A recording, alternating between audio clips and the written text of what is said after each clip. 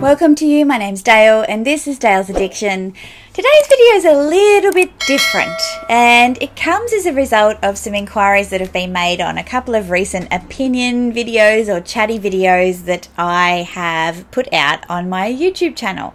Now those videos I will link in the description box below. I'm literally just finding the proper names for them so that I can share them with you if you want to go and look for them. The first ones are my Q&A videos, which I released roughly 2 weeks ago by the time you see this video. So there is a part 1 and a part 2 where I'm always asked about my job and tips and things like that.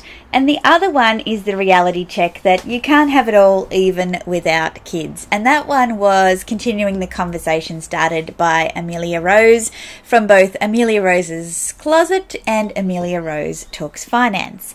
And one of the questions or requests for a video that keeps coming up as a result of those sorts of videos is, do you have any tips and tricks for people who either are looking to interview for a job or are looking to consider transitioning from working in a corporate role perhaps to working for themselves? And yeah, I do have tips and I am happy to share them with you. So I just wanted to kind of see how this video goes in terms of, is it content you're interested in? It's not trade secret to me. Yes, people will, pay me in my business for this kind of insight, but you can Google a bunch of videos that you want. And I guess it's just about who you want to hear that information from and what context it is in. So I thought, why not just give it a crack, as we say here in Australia, and see how you guys respond. So I guess the context of this video is going to be, how to get what you want out of your work life. And there's a couple of different scenarios that you can apply this information to, which I've kind of mentioned in the intro. So the first one is interviews. Now, interviews are for most people one of the scariest things that they will do, and there's a few reasons for that. One, by the time you go through applying for a job, being shortlisted for a job, doing the initial screening test for the job, which will be, do your credentials check out? Does your experience check out? Does your motivation for applying for the job check out? Are you a good cultural fit for our organisation? Once you get past that and they say, okay, we want to meet you now, the interview, in my view, is a test of the relationship. You've met all the pre-qualification. Now we want to see what it would be like to work with you, what you would bring to our team. And the power dynamic in an interview does feel off, particularly if you really want the job, because you're putting yourself in a really subservient, inferior position most of the time. It's up to them to choose me. It's all about their choice. They have the power. I want them to like me. I want them to pick me. I want to stand out above all else. So you've got the power dynamic, and then you've got your inner critic, which is saying, oh my God, I'm an imposter. I don't really belong here. I'm probably not as good as the other applicants they've had. Maybe they've got an internal applicant that they're just going through this process because that's what their organisational policy requires. I wonder if I look all right. I wonder if they're going to judge me based on my age, gender, life status. All of these things go through your head, and so it's pretty much impossible to bring your best self unless you can clear that out. And my top tip for going to the interview with a clarity of mind is to focus on, this is it, this is as simple as it gets, focus on your top 3 achievements in your career to date, the things that you are most proud of, the things where you have garnered the majority of your strengths, things you know you're good at now because of those 3 achievements. Now let me break that down for you. If you know anything about coaching and psychology, you'll know that when people talk about what they're not good at, they can talk for hours and it comes very naturally, and we're very good at being humble, or actually probably really down on ourselves when it comes to what we're not good at, what our weaknesses are. When you ask people to talk about their strengths, they get really emotional. And they get emotional because strengths usually come from having been tested in some way. Some kind of trauma, the end of a relationship, a big mistake, a period of high stress and tension. We know we're good at something because we have been tested. And to talk about that test means to bring up all of the baggage that came with that test, which can be quite emotional for people.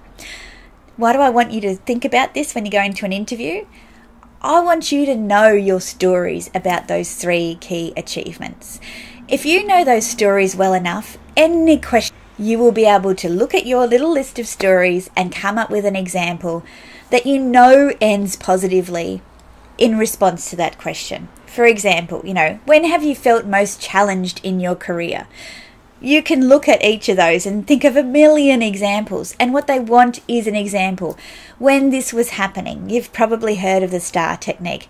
When this was the situation or the task I was working on, these are the actions that I took. This is the result that I got. And here's what I learned, as a result of that. Don't shy away from talking about negative things as long as you've got an insight, a learning that you've put into practice and has now become a part of how you think and react to certain situations, or should I say, respond to certain situations. If I'm on the panel, I know you've learned that lesson. You're not going to have to learn it again here. The other thing that comes from speaking about your achievements is that you will speak more about I. And when you're at a certain part of your career, it's not about saying you did it all yourself. But what I want to hear about when I'm on an interviewing panel is what you did, not what we did. As a team, we decided this, we decided that. Oh, that's really nice. But I want to know, I'm interviewing you, not your whole team. So I want to know what your contribution to that was. So they're my kind of tips for the interview itself, like how to respond to questions, how to prepare. There is no point coming up with all the possible questions you would be asked and all the possible answers and trying to rehearse all of that, because I'll guarantee you'll walk into that room and it will be nothing like you expected. And if you go in with all of that information stored in your head, you're not going to bring your best, most personal self. You're not going to be engaged in meeting people. You'll probably forget the interview panel's names because you've got all this information and there's no room for more. You won't be comfortable. You won't be listening, and your ability to respond in a really natural, confident and pragmatic way will be encumbered if you try and do that. So think of those top 3 achievements. Know your stories about those. Be really authentic in those stories and be confident that there's enough good stuff in those 3 areas that speaks to your strengths, the lessons that you've learned, and what you're going to be like to work with in the new job. So the second part of the questions that I get asked quite a bit is, okay, I'm thinking about joining the Great Resignation.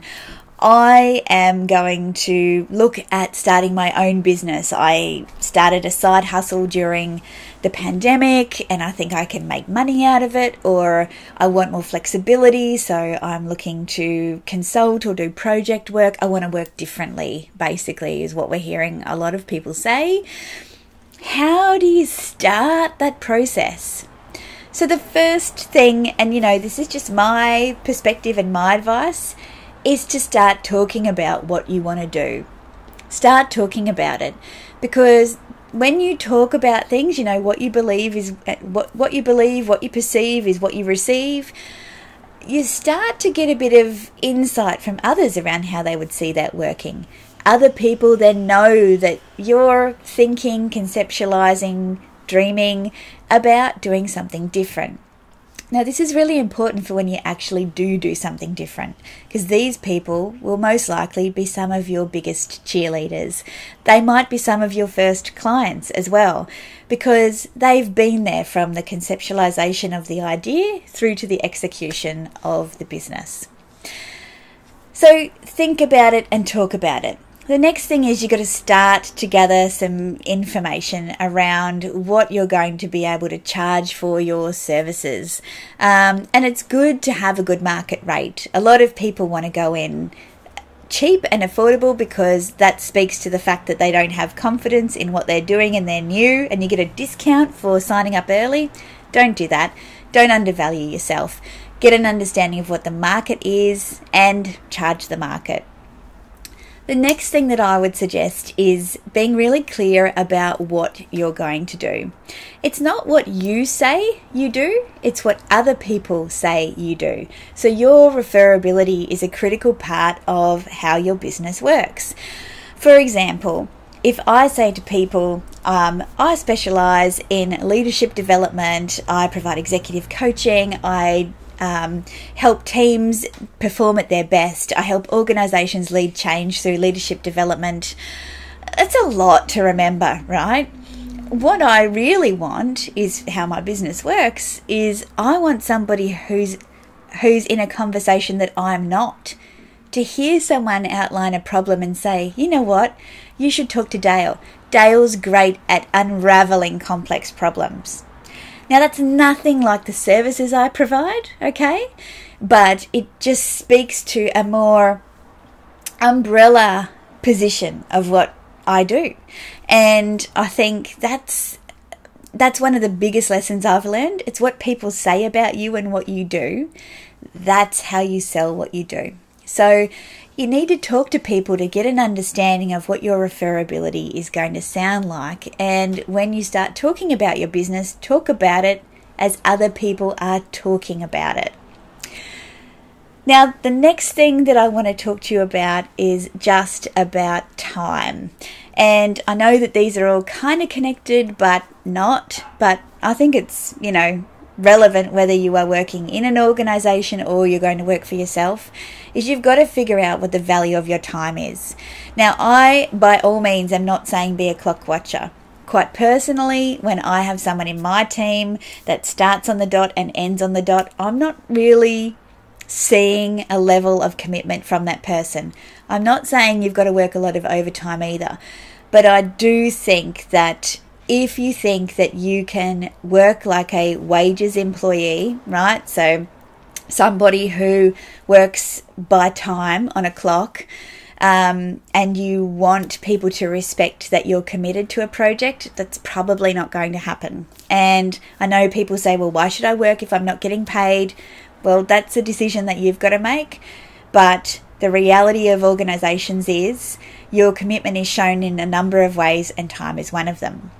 Now, if you're inside an organisation, what I mean by valuing your time is you've got to be very diplomatic and you've got to be very calculated about how you spend your time and on what.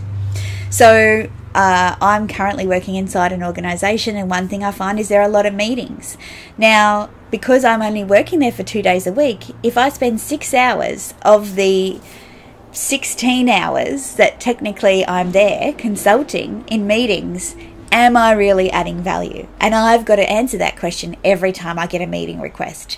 And I'm saying that you should too, even if you're not a consultant. You've got to think about, what am I going to achieve in this meeting? What is the goal of this meeting?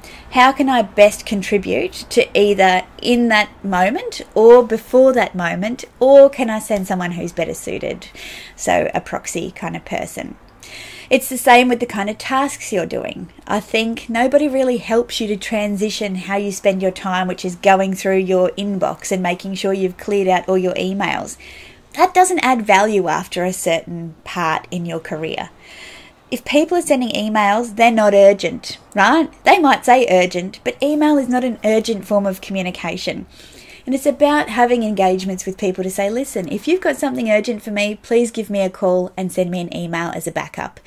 Don't send me an email and rely on me to be checking my emails at all hours of the day and night and expect that I'll respond immediately, because I've got a whole bunch of priorities, of which this may be just one of them.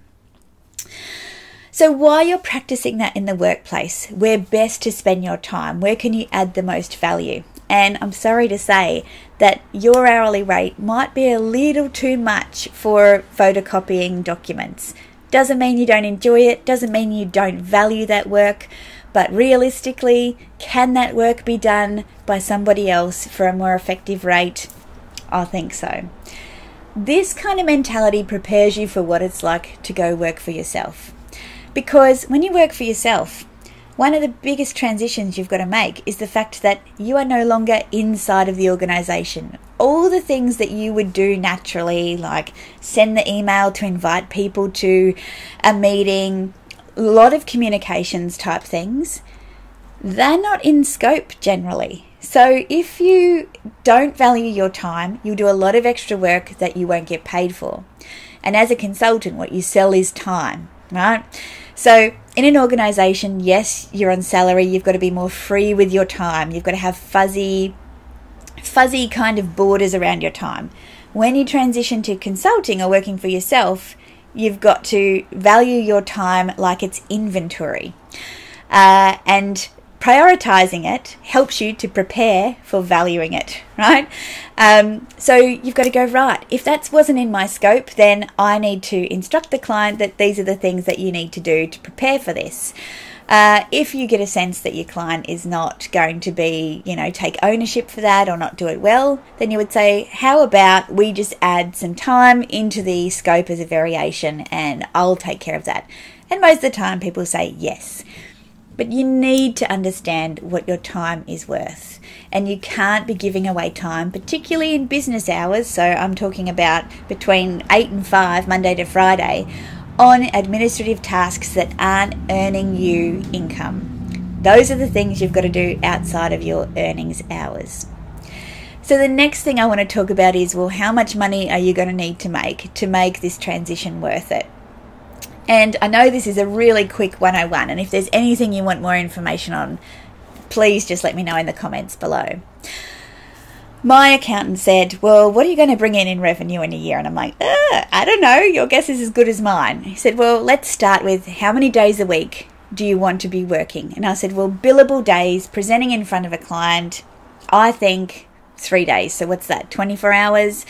Because I'm going to need some other hours during the week to do business development meetings, to prepare proposals, to design the work that I'm going to be delivering. So yeah, I think 3 days a week would be good. And I organised my day rate. Now my day rate, I basically took my last corporate role at the time when I started. My last corporate role, I broke it down to a day rate and then I doubled it. And then I kind of looked at what the market was and I adjusted it accordingly. The reason I did that was I'm no longer entitled to things like annual leave, sick leave, long service leave, superannuation, workers' compensation. So for me to make it worth it, that's what I had to charge. And I protect my time and my rates because I took a risk to back myself. I didn't take that risk to be worse off. I didn't take that risk to be treated as a second-class citizen. I took that risk backing myself in that I was going to develop my dream job. And every time I think about, oh, what is this really worth, I have to remind myself of that. So be very clear about what a day is. For me, a day is 8 hours. For you, it might be 12. But know what your daily rate is, and then that is your easiest multiplier into how to price work moving forward. So, look, I hope that this big download, I have no notes in front of me. I've just been talking about the things that commonly I'm asked, like how do you do it? These are the things that I found were really key in terms of being inside an organisation and how to get what you want, and then how to prepare for the transition into working for yourself. And the critical things that most people worry about that will really help you if you've got clarity on them. So look, if this video has been interesting for you, please give me a thumbs up. Consider subscribing if you haven't already. And if you want more content like this and you have more questions around these kind of topics, or you want more information, please let me know in the comments down below. I'd love to keep talking about it. You can probably tell I'm super passionate about it. Yeah, and we'll go from there. So I will see you in my next regular content video, which is probably talking about some of these candies. Bye.